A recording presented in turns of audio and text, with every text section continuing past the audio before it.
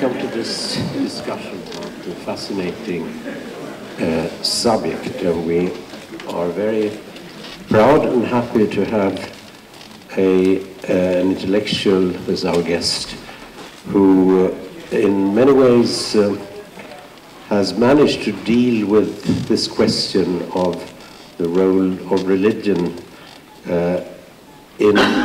from a global perspective. And he has presented several angles on this issue. The book, which is today's topic,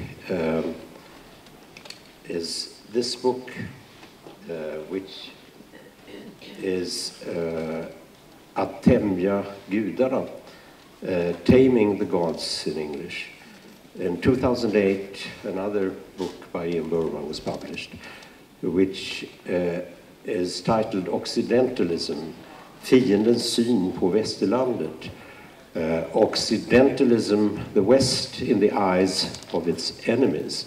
And I think these, for anyone interested in the subject of the role of religion in political terms, I would recommend you to read the two books together. They are slim books, but they have a very, very wide perspective, because they bring in not only Western perspectives, but also very much Eastern perspectives. And of course, Islam is a very important part of the perspective. But China and Japan also appears in this analysis in a way which gave me a lot of new thoughts. And we'll start with Ian Buruma presenting his conclusions, because this book can also in some way be read. You learn a lot, but it also has a very strong political perspective. It makes recommendations on how democracies should behave facing this matter of God's, the revival of God as a political aspect, even in Europe, which tended to believe, especially Sweden, that we are thoroughly secularized. But we also have as a guest who is, I wouldn't term him an adversary of the perspective of Ian Buruma, but he has been invited to give his own very personal perspective. And of course, someone who's been Archbishop of Sweden, Church of Sweden, of course, Church of Sweden, that's a very different distinction. Exactly. I'm still, in a way, conditioned by the fact that this was once considered the one and only definition of religion in my country, which certainly has never been the case, and certainly not now. Thank God, I say. But he's also now a professor at the University of Lund, dealing with religion from a scientific point of view. And he will give us the essence of his reading of this book, and then we'll have a dialogue between the two of you. Please, Mr. Buruma. Well, thank you very much for inviting me. It is a very slim book, as you say, but to sum it up, even a slim book in 2 minutes is beyond my powers. So I'll just say two things about religion, and then more will come out in the conversation, I'm sure. One is the question, what role religion can legitimately play in democratic politics. And there is the view that it should play no role at all, and that it should be an entirely private matter and kept utterly out of politics or the public domain and so on. I don't quite share that view. I don't think religion is going to go away. I think the religious impulse is very strong. If you suppress it, which an attempt that has been made, for example, in communist societies, it comes out in other ways, often less desirable ways, in the worship of leaders and that kind of thing. So I think that the impulse to worship, to believe in something higher, is very basic to humanity, and we can't wish it away. So the question is, how do you make sure that it doesn't do damage, that it doesn't cause violence? And I think in terms of how it can be employed in political discussion, I think it's entirely legitimate for individuals to be inspired by their religious faith when it comes to their political views. But when it comes to debating those views in public, they have to be views that can be rationally argued. In other words, Martin Luther King's views on civil rights in the United States were certainly inspired by his religious faith, but they were views that could be rationally discussed in the political domain. And as such, I think religion can play a role. What is not legitimate in a liberal democracy is for people to use the authority of the church enabled to have political authority. Those two forms of authority should never get mixed up. That's what I mean by the separate. I would see as the separation of church and state. It's an institutional separation more than a philosophical or intellectual one. The second remark I would make about religion is that I see religion slightly on the same level as bullfighting or football, in the sense that it gives expression to human urges such as community, such as an expression of fears, of death, of violence, and such. And it can be a good thing to find a ritual form to deal with these things which can be explosive. And although I don't advocate bullfighting for the rest of the world, I think once it's a tradition, as it is certainly in parts of Spain, I wouldn't argue very strongly for abolishing it, because I see it as a ritualized way of dealing with question of life and death and violence and so on. And I think football in some ways plays the same role.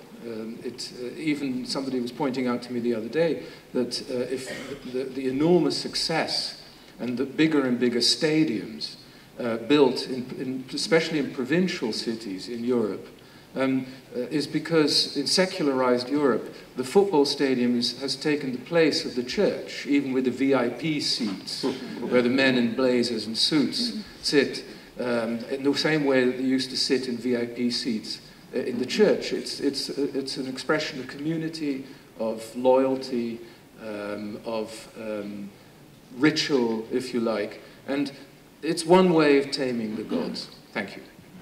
Yeah. Thanks a lot for inviting me and for having the opportunity to have a discussion with you, Ian Buruma. I enjoy reading your book. I like your way of interpreting things. I am, as much as you are, for a secular state in the understanding that the rules of the game, so to speak, should be understood by everybody, and that the language we use should be what you call rational. I will discuss that a bit later.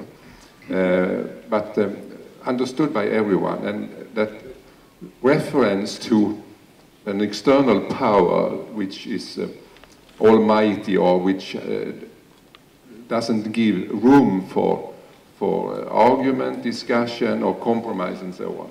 That is out of question for me in any way. But when you describe these alternatives, me being a religious person, seeing it from inside, to me God is not that kind of authority that has proclaimed eternal truths and so on, but more of a partner being discussed all the time. What actually do you mean? More like when you ask for values. So what's the difference between taming the gods and taming value questions, for example? There is a destructive understanding in our democratic society in the West, and not least in Sweden, that once we have decided that we are the democracy and that human rights is our top priority, it's all fixed. But to me, this is something that is really tested every time we meet another person, something happens, then we are challenged and we have to readdress the questions, readdress them, and argue with traditions and argue with our knowledges and so on all the time. And that is as much part of religious traditions as of democratic traditions, I think. Yes, I mean, your God is obviously not one that needs to be tamed. Because he's already pretty I'm the one housebound. who needed to be tamed. So I don't think that he needs to be worried about too much. There is a book, actually, that I read after I finished this one, written by my co-author, as it happened, on Occidentalism, Avishai Margalit. And the book is actually a very profound book called Compromises on Compromises and Rotten Compromises. And he makes the distinction between a religious picture of politics and a secular picture of politics. And what he means by this is not politics that are necessarily informed by a particular religious faith. He says that there is a kind of politics which has a strong sense of the sacred, that has, and on sacred things there cannot be room for compromise. On the economic picture of politics, it's about interests. And interests you can argue, you can give, you can take. It's essentially about material things, but it's something that can always be rationally discussed. The sacred cannot be compromised, because as soon as you compromise on the sacred, you compromise on the very principles of your belief. Now, the question is, can secular people also have religious politics, as it were, because applying absolute principles. And of course, anti-liberals would argue that liberals cannot have absolute principles. They're always wishy-washy. They always see both sides of every question. They don't really believe in anything, and so on. Margalit argues that yes, absolutely, that you can. And he says that as one example of a rotten compromise, he quotes the US Constitution, and by which he means that the founding fathers of the United States who devised the Constitution compromised on slavery. And slavery is so inhumane that for a liberal, a secular liberal, that's something you cannot compromise on. Compromising with Nazism is another example. There you couldn't say, well, there are two sides of the question. Perhaps the Jews are a little bit to blame too, but we can make a deal with the Nazis and so on. That was not, from Avishai Margalit's point of view, my point of view, that wasn't permissible. So so there are, as it were, liberal, secular pictures of the sacred, as well as, in the sense of absolute policy, absolute principle, as there are economic or secular. May I just ask you one question relating to that, which is, on what do you base the concept of something being sacred in the secular tradition? I mean, since you don't have an absolute power, you don't have a reference to something which is eternal. In any democracy, you know that there is no way of predicting the way politics will turn. Well, I believe you're an active humanist. I am. And I think humanism is very much part of this, because as Margalit says, and I agree with him, there are cases of institutionalized assaults on our common humanity.